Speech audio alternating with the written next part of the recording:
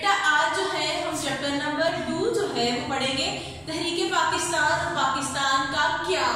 इस चैप्टर में हमारा जो टॉपिक है इब्तदाई मिसाइल, यानी पाकिस्तान को बनने के बाद कौन कौन सी इब्तदाई मुश्किलात जो हैं वो दरपेश आई, ठीक है, इनको कौन कौन सी प्रॉब्लम्स जो है वो फेस करनी पड़ी, अर्ली प्रॉब्लम्स भी इनको कहते हैं, वो हम पढ़ेंगे। उससे पहले हम देख लेते हैं कि जब भी कोई रियासत जो है वो वजूद में आती है तो उसको चलने के लिए एक आइन की जरूरत होती है, एक कॉन्स्टिट्यूशन की जरूरत होती है। तो पाकिस्तान जब बना तो हमारे पास तो कोई आइन नहीं था, कोई कॉन्स्टिट्यूशन नहीं था, तो जाहिर है कोई कानून और आइन जब बनाना हो तो उसके लिए टाइम लगता है, एक टाइम टेकिंग प्रोसेस है, ठीक है, क्योंकि आइन जो है, कानून है, उसको जो हमारे एक्सपर्ट्स होते हैं वो बनाते हैं और सारी चीजों को मद्देनजर रख के बनाया जाता है कि इसने पूरी हुकूमत को चलाना है, पूरे स्टेट को चलाना है, तो इसमें कोई गलती ना हो। कहते हैं कि जब तक हमारा आइन बनना था उतनी देर पाकिस्तान बनने से लेके आइन बनने तक जो गैप था, ठीक है, उसमें हमने 1935 का जो इंडियन एक्ट था, ठीक है, इंडियन एक्ट ऑफ 1935, उसमें कुछ तब्दीलियां की और उसको मुल्क में नाफिज कर दिया ताकि हमारी जो गवर्नमेंट का सिस्टम है, हमारे मुल्क का सिस्टम है, वो तो चले, वो डैमेज ना हो। लेकिन 1935 का जो एक्ट था बेटा वो हमारे सिस्टम के लिए काफी नहीं था, हमारे मुल्क की जो जरूरियात थी, हमारे जो मसाइल थे उनको ओवरकम नहीं कर रहा था, हमारे मुल्क की जो डिमांड्स हैं उनको पूरा नहीं कर रहा था। इसके लिए हमें एक और आइन बनाना था, जो कि हमारा आइन काफी देर के बाद 1956 में बना। कहते हैं कि इसके लिए 10 अगस्त 1947 को अबूरी आइन के तहत आइन साज असेंबली का इजलास बुलाया गया थी। 10 जो अगस्त थी उसको 10 अगस्त 1947 को एक इजलास बनाया गया, उसमें कहा गया कि आप जो आइन साज असेंबली है उसको कहा गया कि आपने मुल्क के लिए आइन बनाना है। जी आगे हम जो हमारा मेन टॉपिक है उसकी तरफ चलते हैं। इब्तदाई मिसाइल, पाकिस्तान जब बना तो इसको बहुत सी मुश्किलात का सामना करना पड़ा, उनमें से हम जो 3 हैं जो आज डिस्कस करेंगे क्योंकि हमारा टॉपिक फिर लेंथी हो जाएगा। नेक्स्ट 3 आज डिस्कस कर लेंगे, बाकी की जो है वो हम नेक्स्ट टॉपिक में डिस्कस करेंगे। सबसे पहले हम देखते हैं रेडक्लिफ अवार्ड। बेटा रेडक्लिफ अवार्ड जो है आपकी बुक के पेज नंबर 32 पे है। रेडक्लिफ अवार्ड, इनको रेडक्लिफ अवार्ड क्यों कहा जाता है? क्योंकि ये जो चेयरमैन था उस कमीशन का, हदबंदी कमीशन का, जिसने ये अवार्ड्स जो है इनको हेड किया, इनको लीड किया, उसका नाम था मिस्टर रेडक्लिफ, इसलिए इनको रेडक्लिफ अवार्ड कहा जाता है। 30 जून 1947 को पंजाब और बंगाल में वाइसराय ने हदबंदी कमीशन बनाए। जी 30 जून 1947 को पंजाब और बंगाल में जो कहते हैं ना हदबंदी कमीशन होता है कि बाउंड्रीज मार्क कर देना, ये पाकिस्तान की बाउंड्रीज है, यानी ये इलाके जो है ये पाकिस्तान की हद में आते हैं और ये इलाके जो है ये हिंदुस्तान की लिमिट में आते हैं, हिंदुस्तान के पास होंगे, ठीक है। और अंग्रेज कानूनदान जो मिस्टर रेडक्लिफ थे उनको हेड बनाया गया, उनको चेयरमैन बनाया गया। लेकिन रेडक्लिफ ने क्या किया? उन्होंने नाइंसाफी की, उन्होंने हिंदुओं को सपोर्ट किया, कांग्रेस को सपोर्ट किया और उनकी नाइंसाफी का खमियाजा ये निकला कि हम जो हमारा एक पार्ट है, हमारी मुस्लिम स्टेट है कश्मीर जो है, हम उसको खो बैठे और कश्मीर का मसला जो है वो स्टार्ट हो गया, तो आज तक खत्म नहीं हो चुका। मिस्टर रेडक्लिफ चेयरमैन मुकर्रर। जी ये जो हदबंदी कमीशन था, मिस्टर रेडक्लिफ इसके चेयरमैन बन गए, इसलिए इसको रेडक्लिफ अवार्ड भी कहा जाता है। सरहदों में तब्दीली कर दी गई, यानी इंसाफ के तकाजों पर पूरा ना उतरे। सरहदों में बेटा जब ये पाकिस्तान और इंडिया का डिवीजन का फैसला हो गया तो कहा गया था कि जो मुस्लिम मेजॉरिटी के इलाके हैं, जहां मुस्लिम की तादाद ज्यादा है वो मुसलमानों को दे दिए जाए और जहां हिंदू की तादाद ज्यादा है वो हिंदू को दे दिए जाए। लेकिन जो मिस्टर रेडक्लिफ थे इन्होंने वो जो इंसाफ के तकाजे थे उनको माइंड में ना रखा, उन पे पूरा ना उतरे, ठीक है।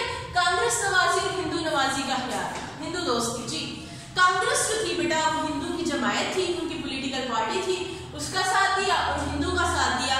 और गुरदासपुर का इलाका जो था जहां मुसलमान ज्यादा तादाद में थे, मेजोरिटी में थे, अगर मुस्लिम मेजोरिटी थे यानी मुस्लिम अक्सरियत में थे तो वो इलाका तो फिर पाकिस्तान के पास आना चाहिए था, लेकिन मिस्टर रेडक्लिफ ने नाइंसाफी की और वो इलाका हिंदू को दे दिया, जिसकी वजह से जो हिंदू थे उनकी कश्मीर तक जो रसाई है वो मुमकिन हो चुकी, क्योंकि गुरदासपुर का इलाका बेटा वह वो इलाका है जो जिस रास्ते के जरिए वाहिद वो रूट है जो इंडिया को कश्मीर से मिलाता है। अगर ये गुरदासपुर का इलाका इंडिया के पास ना जाता तो कश्मीर आज हमारे पास होता। लेकिन मिस्टर रेडक्लिफ की बेईमानी की वजह से, उनकी नाइंसाफी की वजह से आज ये जो गुरदासपुर का इलाका ये भारत को दे दिया गया, जिसकी वजह से भारत की कश्मीर तक रिसाइड मुमकिन हो गई और भारत हम जो है अपना जो कश्मीर है उसको खो चुके। सेकंड पार्ट है महाजरीन की आबादकारी। जी बेटा, जब पाकिस्तान बन गया, जब इंडिया और पाकिस्तान बन गए अलग-अलग रियासतें, तब कोई भी एग्रीमेंट नहीं हुआ था कि जो हिंदू इंडिया में जो मुसलमान हैं आप फोर्सफुली उनको कहेंगे पाकिस्तान में जाएंगे और इंडिया में रहना भी चाह रहे हैं, या पाकिस्तान में जो हिंदूज हैं आप उनको फोर्सफुली करें, उनको मजबूर करें और आप उनको कहें कि आप इंडिया चले जाएं। ऐसा कोई एग्रीमेंट नहीं हुआ था। इवन के एग्रीमेंट जो था वो ये था कि जो मुस्लिम मेजोरिटी यानी मुस्लिम अक्सरियत की जो रियासतें हैं वो मुसलमानों को दे दें और बाकी जो हिंदू मेजोरिटी की हैं जहाँ हिंदू अक्सरियत है वो इलाके हिंदू को दे दें। लेकिन ऐसा ना हुआ। बाद में हिंदू और सिखों ने बहुत ज्यादा फिसादात मचाए और उन्होंने क्या किया कि जितने मुसलमान जो थे वो हिंदुस्तान में रह रहे थे, भारत में रह रहे थे, उनको कत्ल करना शुरू कर दिया। ठीक है, फिसादात मचाए, उनको फोर्स किया, उनके जो झोंपड़ियां थी, उनके जो घर थे उनको जलाना शुरू कर दिया और उनको फोर्सफुली कहा गया कि आप पाकिस्तान के पास चले जाओ। बेटा, पाकिस्तान भी अभी नई स्टेट बना था, पाकिस्तान के पास भी तो इतना सरमाया नहीं था कि पाकिस्तान उनको रख सकता, उनको एक्सेप्ट कर सकता।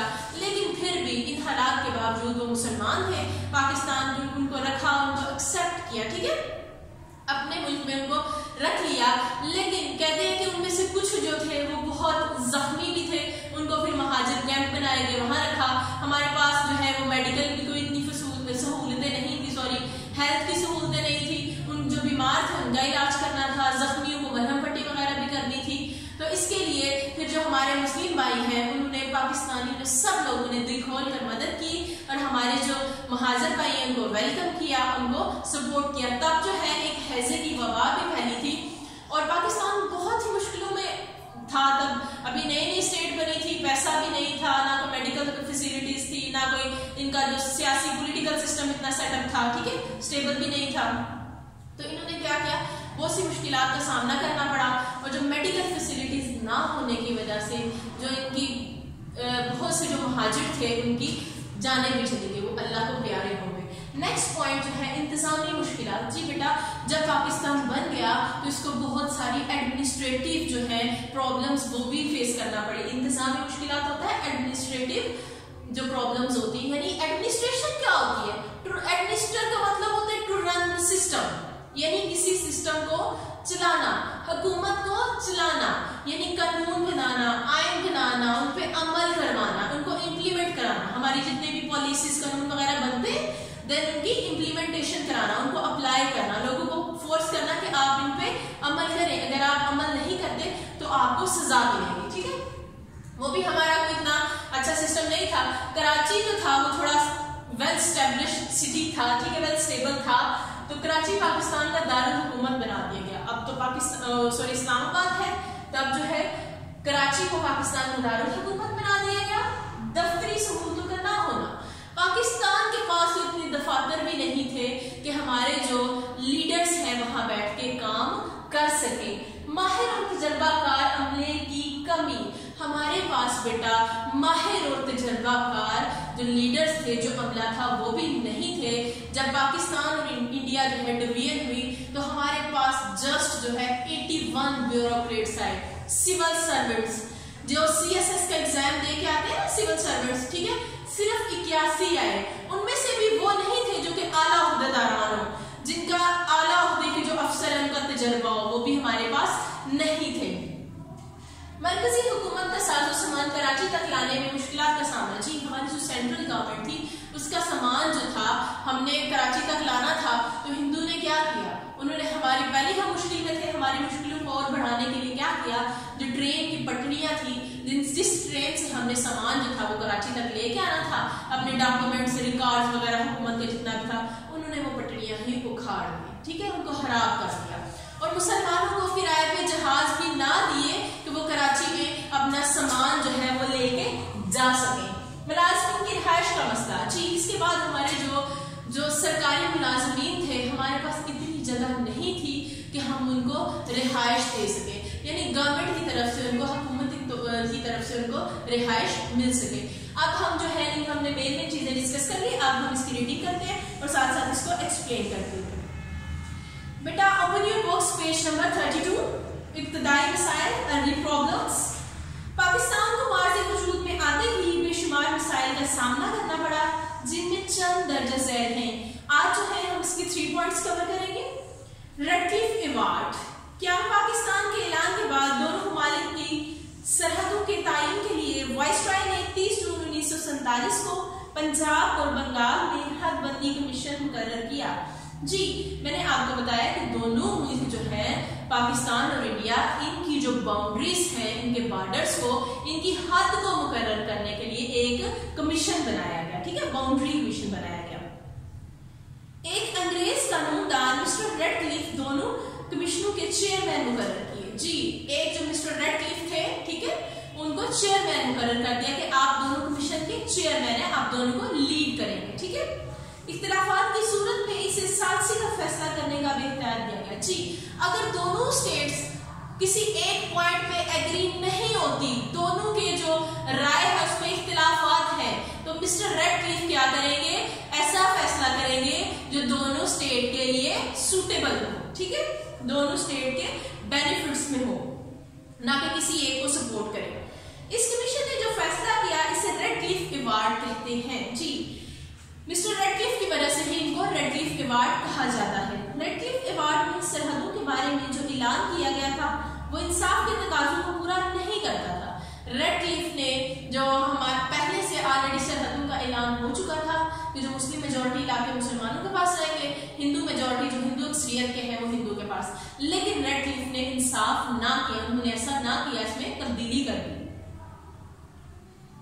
कहते हैं माउंटबेटन और रेडक्लिफ ने कांग्रेस नवाजी और हिंदू दोस्ती का पूरा ख्याल रखा। माउंटबेटन, लॉर्ड माउंटबेटन, उन्होंने, और जो वाइसरॉय थे, ठीक है, रेडक्लिफ, उन्होंने क्या किया, उन्होंने हिंदू दोस्ती निभाई और कांग्रेस की हिमायत की और नाइंसाफी कर दी। कैसी नाइंसाफी?